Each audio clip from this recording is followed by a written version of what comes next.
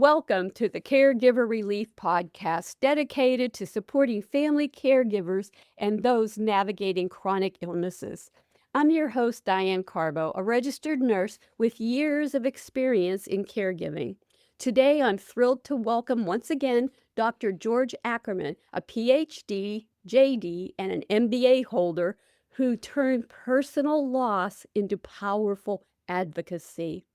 After his mother, Sharon Ackerman, passed from Parkinson's disease in 2020 following a 15-year battle, Dr. Ackerman founded Together for Sharon as a legacy project.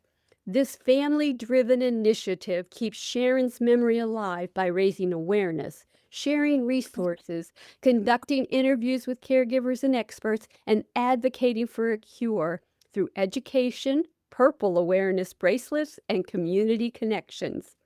Dr. Ackerman has authored several books drawing from his experiences, including his memoir, A Son's Journey from Parkinson's Disease Caregiver to Advocate, which honored his mother's fight and educates on caregiving. And now, and that's why we're doing this to announce, he has his recent work is a children's book, I Love You, Grandma Sharon, Their Journey from a Child's Perspective. Brooke and Grandma's Days with Parkinson's, which beautifully introduces the topic to young audiences. This episode is sponsored by myvitalvault.net, your all-in-one life organizer for aging adults and caregivers. It's designed to help you securely store your essential legal, medical, and emergency information in one easy-to-access place. Because when a crisis hits, being prepared can make all the difference. Join our Caregiver Relief community, a warm, welcoming space where you can connect with other caregivers, ask questions, share stories, and find support from people who truly understand. Visit community.caregiverrelief.com to join now, because caregiving is one of the hardest and most meaningful things you'll ever do, and no one should have to do it alone. And if this episode speaks to you, please take a moment to like, share, or comment. Every click helps us reach more caregivers who need encouragement, resources, and hope. George, thank you so much for joining us today. I'm so excited you were able to share. And as soon as I heard you were doing a children's book, I just was glad that I was able to you could fit me into your schedule to announce the new book. Well, thank you, Diane. Thanks to your viewers. You're all family to me. You were there in the beginning when I was just starting out advocating. Yes. And then today, I remember too, when I put it out that you were the first. So there's no way I wouldn't be honored to spend time with you together. And really, this is not a wrap up forever, but the end of the writing for me in the field of awareness. I had certain topics I felt were lacking in my 6 years so far being an advocate. And to be honest, the hardest one was the children's book, but one of the most important from the son's journey was my most important about my mother. But this one really, I feel, will live on forever because so many families still are battling Parkinson, but struggling to explain to the little children what is happening to their loved one. Oh, absolutely, George. Very few diseases, the kids just gets pushed aside. And it's not intentional, but it happens and nobody really explains to them. And I was excited to see the book. But before we get into the children's book, I'd like for people to understand what led you to start Together for Sharon after your mom's passing and how it has evolved since 2020. Yeah, unfortunately, my mother really passed abruptly, despite all the medical doctors saying she wouldn't. So that was another show for another time. But she struggled. Actually, we found out, ironically, when you mentioned 15 years, I just recently found out it might have been 18 years. She had symptoms for a long time, but we don't know if she hid them because she didn't want us to know or be worried, or she relied on the doctors. So again, I don't blame the doctors, I blame the disease, but they really did say she won't pass due to it. When she did pass out of literally nowhere, the last 5 years of her life and hers together was the toughest. That's what I shifted my world with law enforcement, being a lawyer and a professor, a police officer, to full caregiver because I didn't know how much time I would have with her, and I wanted to be there to support her. The only time she actually wasn't scared or worried is when I was holding her hand, and that meant the world to me.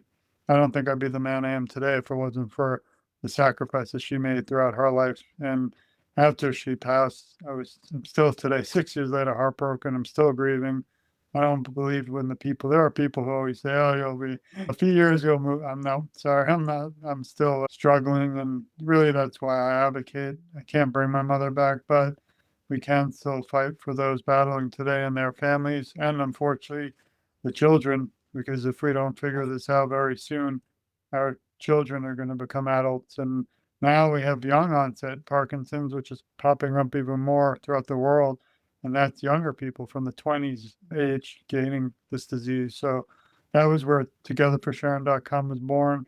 I thought we'd have a few people see it and I would have been happy, but some reason there's been about 70,000 people visit from around the world. And some days that's great because it's reaching people, but then other days, once again, it's heartbreaking because that means more people are being diagnosed, more communities are being affected, and we still have a lot of work to be done.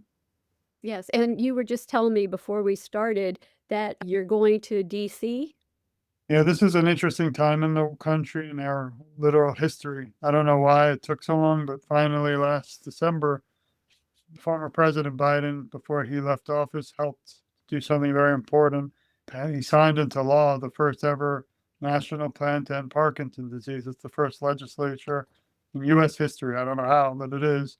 And it's actually to help raise awareness, help fund research towards a cure.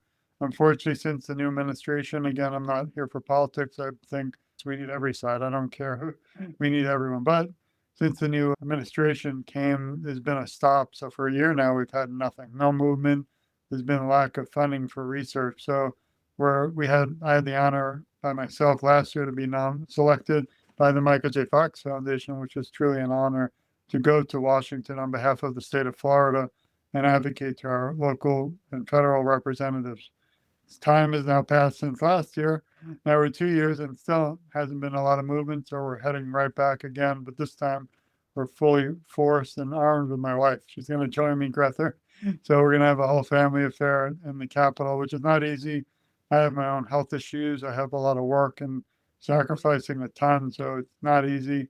But I do feel in my heart I have to be there and to make sure the halls of the Capitol know and never forget my mother. One thing I've learned about dealing with Washington, D.C., and I did for my son, is when as soon as the administrations change, everything changes, and we can never depend on the government for anything because what they give can be taken away. And I know that frustration. I love that you have this passion and to want to advocate for others. And I hope that DC listens to you and there are changes made because something has to happen. We have what, like the baby boomers are coming and they're here, and we already have so many issues with Medicare. There's got to be some more research done to help these diseases or hopefully eradicate them before your grandchildren won't have to worry about that. Now, you created purple wristbands with Sharon's name, and they're a symbol of unity. How did that idea come about, and what feedback have you received from people wearing them? Yeah, actually, I'm the kind of person, I don't know why, but I wanted to give anyone who attended my mother's funeral something. I didn't know what. I didn't plan for it. We didn't even know that was going to happen. So we thought, and I've seen things like bands, but never for Parkinson's. So my wife and I had said my mother's favorite color was purple. Why not create a little bracelet, hand them out just to the people at the funeral to remember her? On the inside, it says a memory of Sharon with Ackerman. On the outside, it says togetherforsharon.com and Parkinson's disease awareness. I don't know what happened, but after the funeral ended, that was it. I thought, close the page. Unfortunately, I'm still heartbroken, but that's it. I can't do anything more. I don't know why, but now he's my brother-in-law. He decided to take a picture. He put the band on. He took a picture and he wasn't in the picture. So it's just his hand and he Uh-huh. took a picture and I'm like, oh, this is interesting. And I don't know why, but it just sparked in my mind. why don't I do the same thing? Because my mother will now be with me still, even though she has a memory, but not physical. So I Yeah. would go to the basketball court, the gym, the Disney World, anywhere in Florida like you, and I would wear the band. I'd take a picture of my hand. So you'd see all different sceneries, flowers, any trees, and I don't know Oh, what happened. From then, it started going viral on the internet, and people throughout the country and even the world were taking pictures with their hand in the band with so many different backgrounds. It became like a movement, even reached some celebrities, which I still don't know how. Unfortunately, after a while, we had to stop because I couldn't afford it anymore because we pay. So we sell them on the website, and we do hand them out free at different events in my live. But it was just a moment that will never be forgotten, and just shows the power of the voice of so many people, even if it's not something yes. affecting the person. It's still we when we come together, our voices are so much stronger. Now, in your memoir, you praise your mother, Sharon, as your best friend. How did her 15-year struggle with Parkinson's and dementia shape your approach to caregiving? We didn't I didn't plan to take a course like I could for being a lawyer or a cop, Yeah, I know. but, and I guess I've thrown into it. Even I wrote that book really for one reason, number 2 reasons. I didn't want her to be forgotten, and also Mhm. part of the tough times, whether it was the caregiving, the darker times, I kept a journal, and in that book, I put the actual journal, and it said you cannot get closer to what it was like from me or any caregiver with Mm. a mother who's battling Parkinson's. It literally had time, date, stamps, and now we're actually, if you email me at togetherforsharon@gmail.com, I'll send you the free copy on ebook. I can't do the hard copy because we have to pay shipping, but now we're giving it literally for free because again, it's none of this stuff I've ever done. We've donated over 60 to $50,000 to different organizations in the community, like Michael J. Fox, APDA, which is American Parkinson's Disease Association, and Parkinson's Foundation, because we don't want other people to feel alone. So the book really started off in my mother's life. It brings me into it as her son, shows our journey, how we ended up from New York, Brooklyn to Florida, and then my caregiving and then advocacy today. So that was really for me, my proudest book. But of course, the children one is a little bit of fun. Yeah, we're going to talk about that now. This is your newest release, I Love You, Grandma Sharon. What inspired you to write a children's book about Parkinson's from a child's perspective? There was still a missing part of my heart that I always dreamt of talking about, but didn't know how to do it. And I can't believe how hard children's books are because you have to make sure you're not just respectful, but understanding. Yeah. Then just putting together the story, and it's also just for my family. So it's not something made up. It's actually our photos of our family, and then trying to figure out whether I want an illustrator, which is nice, or I like the look that we use better, the Pixar, which is like a Disney type look, because Yes, I I feel like love it. somebody actually reached out and wanted to make it a film, but I'm not really sure they were telling they were real. So I declined. Actually happened last night. I declined because unless it's Disney calling, I don't know if I'll agree. But I really like that what they did is very complex and complicated. I never even knew this was possible. But what I really wanted to show, and the reason I did this book is I have 3 children, and I still have difficulty today explaining to them what happened to their grandmother and why she's not with us. My mother's biggest fight when she was progressing towards the end was she always wanted to be there for her granddaughter Brooke. They were also best friends, and that's the one thing that kind of stabs me in the heart still that she wasn't able to. But now we have 3 little individuals who love their grandmother, and I didn't want them to forget her. So my idea was to have a little bit of a tool where I can sit down with my 3 kids, eat separately or together, or the whole family, and talk about the good times, but also explain what happened when their grandmother started getting a little sick. And it also is important because I talk about how it's not something that is something could be caught. It's not something to be scared of. Most people don't know how to even explain Parkinson's. So why not give a little bit of an explanation so the children who are beginning learners could have some understanding? It's all photos. It's the other thing I was going to mention, which is so important, is not that it only ends on a positive note. So it's not a deep, dark book. It's actually, but it also shows the progression of age, which I think is the most beautiful. So if you notice, if anyone has it or pick it up, it starts out when my daughter Brooke is born, and my mother Sharon is battling Parkinson, but it didn't really progress yet. And it goes through about 8 years And again, your viewers can't see it, but you'll see it. It says Brooke as a baby. And that's when we told my mother, and maybe we can share a little bit. We told my mother we're having a little girl. My mother was in heaven because she had two boys and she never had a girl. And she always wanted to get dolls and dress them up. But it, Yes. but I had 2 sons as well, so I see. understand that. But as you go through the story and the journey, you'll see my mother aging and then Brooke aging.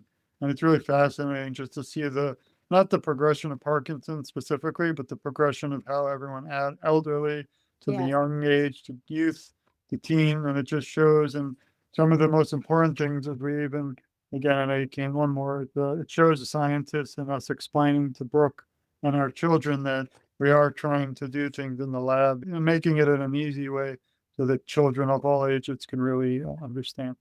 Yes. I'm 73 years old, and I can still remember my great-grandfather Bachman getting last rites, that's what they used to call it then, 7 times, and they would get out the tea set, and I learned about death and dying very young in my life, and I had great aunts, I've seen the progression of people from youth to death, and our culture right now is because we live so far away from each other, many of us, we don't have that extended family, and there's this big disconnect from and then we have a culture that you can't grow old. And it's inevitable, people are fighting it every single way. I love the fact that you took that and included the aging with it because it's just very personal, but it's also heartwarming to me that you're acknowledging. Kids see and even with death and dying, kids see on TV, they see somebody just go to sleep and they never wake up. Before they may say a line or 2 before they go. And death and dying is like your mom started her decline 15 years before she passed, or how long, and it's just a Right. slow decline and deterioration. So I really like the way you embraced the aging part of it because I think that helps children accept things easier and not to be afraid of the changes in the body as you grow old. No, I appreciate that. And again, it was unfortunately there were days where I told my wife, I don't know if I can finish it or get it out because it's really amazing how complex a children's book. I never dreamt like much more than any of the other books because of the pictures. You have to tell the story. You have to make sure you don't forget some of the most important memories. Like I had one where one of my favorite moments and my family is when my mother was blowing bubbles in the backyard with the kids and coloring. And that was one thing that they did every Sunday together. And today I walk by the backyard and it's empty. So it's in the same way, it's a beautiful moment and inspiring. In reality, it's still tough. And that's what I love about children's books and even just books in general. It lets us escape for a moment our own lives and be taken away like a movie. Books are still to me amazing. I know these days everything's online or ebooks, but Yes. it's really fascinating how you can leave the world for a moment and just be captured away by a story. I'm impressed with the colors, and kids should love this book. It's eye-appealing for one thing, and the story is just heartwarming, and it does show a child's perspective, and I think it's hard for us to find our inner child in us to write something like this. So I can understand why it would be challenging. Your mom's looking down on us right now. What is Grandma Sharon saying about what's going on with you, with the organization, and this new book? Well, she'd probably be worried about my health and also that I don't sleep. She also, I guarantee, would say, George, don't do any more advocacy. Just be with your family because family means everything. But Yes. unfortunately, she left and it wasn't her fault. But I feel like selfish way that these days people live 85, 90. She only would have still been in her 70s. So till Yes. she would have been in my mind like 90, I'm not going to rest. And even then I won't. But I just think she raised me to not give up, to keep Yes. them, instill the values she taught me, and whether honesty, care for others, and service. And I was in law enforcement in 2006. It's called reserve. I go through the full police academy, became Mhm. an officer, put a gun and everything on, and I've never been paid a penny. I've been actually a volunteer, and many people, she hated me doing that, but I do that not for myself, but just to help others, whether it's victims of crime and law enforcement or people in the Parkinson's community. I don't want anything. It's like when we met years ago, it's odd because not that everyone wants something, but usually you give something, you get something in return in life. That's usually because you need to move up or something. But I literally would return $1. I just don't want it. I just want awareness. And even for this book, my biggest fear is that just won't reach the world, which I wish it would. A lot of books I've done, all of them self-published because big organizations or those big publishers Yeah. don't even listen to me or want to talk to me. And I liked it in a way because I feel like they would probably, who knows what direction they would go. But Yes. I do dream one day of someone out there listening, maybe celebrity or someone seeing it and adopting it and using it because I often joke with my wife, we don't play the lottery, but I always said if I won the lottery, I would literally build a building and just Yeah. there, I would just show these, give these books like this one around the world for free. And that would be all I would do day and night. But unfortunately, it's just me. And just today, I learned how this book is now sold around the world. And I posted today on social media. You can click a link on Amazon. It's incredible. But you can just order, somebody ordered one today at the UK. So it's definitely around the world. The big It's thing is, yeah, yes. if you do order it, I recommend to go directly though to Together for Sharon and click bookstore. What happens is we donate 100% except for obviously the shipping and the printing. At least I believe 10 or more dollars for every book. We can donate anyone. If you direct to Michael J. Fox, we'll give receipts. If you buy it on Amazon, no offense, that's great, but we don't ever see it again. So that's up to the person. George, it's just a lovely story. How tell me about your kids. How are they dealing with the loss of their grandmother, and how are they feeling about your book? Yeah, we have 3. The oldest one's Brooke, and that's who the book is about. She did Uh-huh, have a lot of to do with it just 'cause shy, so right now she's young, and she's uh-huh. not, I'm waiting, I hope someday she'll grow up a little and then actually advocate and talk about this because we had it put in the library of one of the children's school, which is really nice, but my middle one, Joshua, knew my mother and loves her, but my youngest, Eli, he doesn't even remember her, unfortunately, he was a baby. The book is they loved it, they're in shock. They've seen me. I was honored to be on TV. They did a news story locally, CBS, so they were in shock at the same time seeing a book and then me on TV. So it's really nice that finally they are people like the media are looking, but still not enough until we can get everybody fed nationally next month. Not sure when this is airing, but April is a Parkinson's Awareness Month. There's a Mhm. lot of extra special things coming and so much to say. We don't have the time, but my heart is really in this book. And I was just, again, thinking the other day that it's been doing well. The other books haven't, because again, it's tough to get the word out. But this one really could go on until there's a cure. It could really reach so many homes. And we've donated about 50 to 100 copies around the country, but it's getting tougher. We give it to all the organizations and things. We're spending. And I want to keep doing it, but it's at some point, and the problem is I don't know. I'm not good at saying no, especially when it comes to Parkinson's awareness. Well, George, your mother raised you right. You have a heart. You don't want to give up. And boy, do I understand that. I really do. I lost my mom when I was 18 suddenly. And I'm the oldest of four. And it just broke my heart. And I still, when you talk about being heartbroken, I still, 54 years later, feel this sadness when I think about my mom and all that she missed of my life and my children's life. And it was really hard.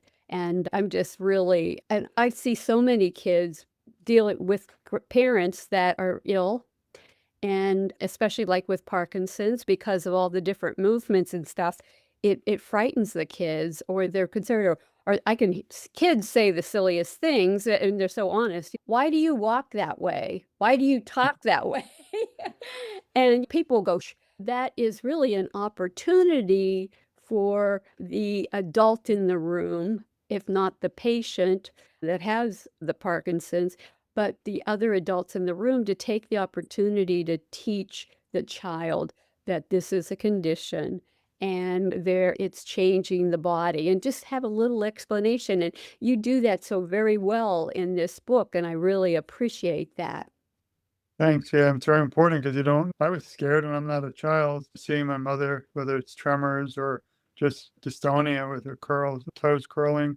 Yeah. Uh, I remember one specific incident that I wrote about in Descent Journey. It wasn't in the children's book.